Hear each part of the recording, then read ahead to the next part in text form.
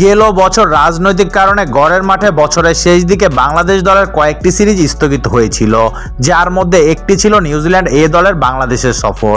তবে নতুন করে আবারও সেই সিরিজ আয়োজনের পথে হেঁটেছে বিসিবি এবং কিউই বোর্ড। কিছুদিন আগে মিরপুর শেরেবাংলার মাঠ পরিদর্শন করে গেছে নিউজিল্যান্ডের প্রতিনিধি দল। স্থগিত হওয়া সিরিজ পুনরায় মাঠে গড়াবে আগামী 5 মে থেকে।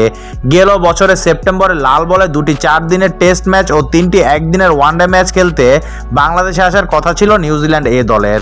তবে রাজনৈতিক কারণে বাংলাদেশের উত্তাল পরিস্থিতিতে সেটি স্থগিত হয়ে যায়। আর এই সিরিজের জন্য গতকাল সূচি ও ভেন্যু নিশ্চিত করেছে বিসিবি। আগামী 5 মে সিলেটে শুরু হবে 3 ম্যাচের ওয়ানডে সিরিজ। একই মাঠে 7 মে সিরিজের দ্বিতীয় ওয়ানডে ম্যাচে মুখোমুখি হবে বাংলাদেশ ও নিউজিল্যান্ড এ দল। 10 মে শেষ ওয়ানডে সিলেটের আউটার স্টেডিয়ামে অনুষ্ঠিত হবে।